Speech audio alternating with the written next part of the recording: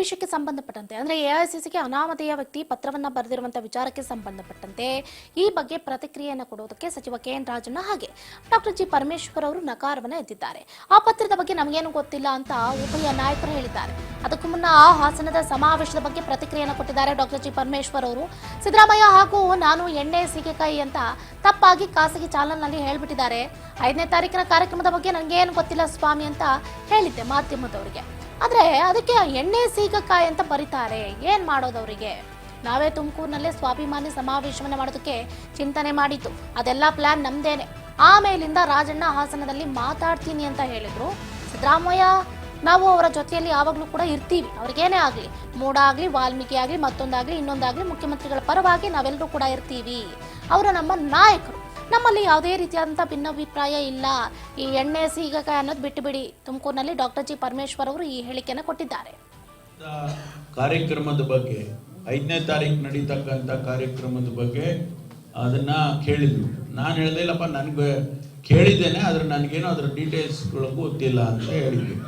ಅದನ್ನ ಸಿದ್ದರಾಮಯ್ಯನವರು ಪರಮೇಶ್ವರರು ಎಣ್ಣೆ ಸೀಗೆಕಾಯಿ, ಸಿದ್ದರಾಮಯ್ಯನವರು ಪರಮೇಶ್ವರ್ ಅದಕ್ಕೆ ವಿರುದ್ಧ ಅಂತ ಯಾರು ಹೇಳಿದ್ದು? ಅಲ್ಲ ಕೇಳಿ, ಸ್ವಲ್ಪ ನಾನು ಕ್ಲಾರಿಫಿಕೇಶನ್ ಕೊಡ್ಬೇಕು. ಅದಕ್ಕೆ ನಾನು ಹೇಳಿದ್ದು ನನಗೆ ಅದರ ಕಾರ್ಯಕ್ರಮದ ಬಗ್ಗೆ ಗೊತ್ತಿದೆ, ಆದರೆ ಅದರ ಡೀಟೇಲ್ಸ್ ಅದೆಲ್ಲ ಗೊತ್ತಿಲ್ಲಪ್ಪ, ಅದು ಏನು ಅಂತ ಹೇಳಿದೆ.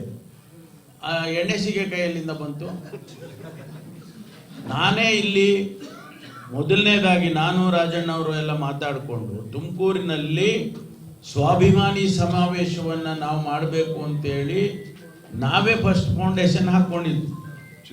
ಚಿಂತನೆ ಮಾಡಿ ಒಂದು ಮೀಟಿಂಗ್ ಮಾಡಿ, 2 ಮೀಟಿಂಗ್ ಮಾಡಿ ಎಲ್ಲ ಮಾಡಿ ನಾವಿಲ್ಲೇ ಮಾಡಬೇಕು ಅಂತ ಹಾಸನದಲ್ಲಿ ನಾವು ಮಾಡ್ತೀವಿ ಅಂದ್ರು. ನಾವು ಈ ಕಾರ್ಯಕ್ರಮ ಮಾಡೋದಕ್ಕೆ ಪ್ರಯಾರಿಟಿ ತಗೊಂಡು, ಸುಮ್ಮನೆ ಅನವಶ್ಯಕವಾದ ಟೀಕೆ ಈ ಥರ ರಿಪೋರ್ಟಿಂಗ್ ಎಲ್ಲ ದಯಮಾಡಿ ಮಾಡಬೇಡಿ.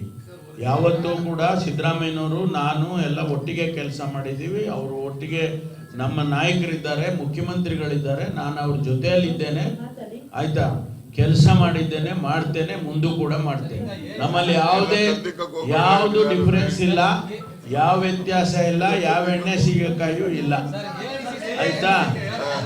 ಹಾಸನದ ಕಾರ್ಯಕ್ರಮದ ಬಗ್ಗೆ 5ನೇ ತಾರೀಕು ನಡೀತಕ್ಕಂಥ ಕಾರ್ಯಕ್ರಮದ ಬಗ್ಗೆ ಅದನ್ನ ಕೇಳಿದ್ರು. ನಾನು ಹೇಳ್ದೆ ಇಲ್ಲಪ್ಪ, ನನಗೆ ಕೇಳಿದ್ದೆ.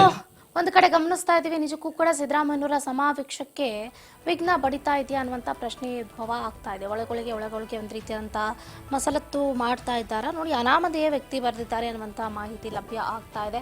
ಈಗಾಗಲೇ ಈ ವಿಷಯಕ್ಕೆ ಸಂಬಂಧಪಟ್ಟಂತೆ ಯಾವೊಬ್ಬ ನಾಯಕರು ಕೂಡ ಮಾತಾಡೋದಕ್ಕೆ ಇಷ್ಟಪಡ್ತಾ ಇಲ್ಲ. ಅದು ಅನಾಮಧೇಯ ವ್ಯಕ್ತಿಯಿಂದ ಹೋಗಿರುವಂಥ ಪತ್ರ, ಅಲ್ಲಿ ಯಾವುದೂ ಕೂಡ ಉಲ್ಲೇಖ ಆಗಿಲ್ಲ. ಪೋರ್ಟಲ್ ಅಡ್ರೆಸ್ ಕೂಡ ಇಲ್ಲ. ನಾವು ಹೆಂಗೆ ಅದನ್ನು ನಂಬೋದಕ್ಕೆ ಸಾಧ್ಯ ಅಂತ ಈಗಾಗಲೇ ರಾಜ್ಯ ಕಾಂಗ್ರೆಸ್ನ ನಾಯಕರು ಒಬ್ಬೊಬ್ಬರೇ ಹೇಳಿಕೆಯನ್ನು ಕೊಡ್ತಾ ಇದ್ದಾರೆ.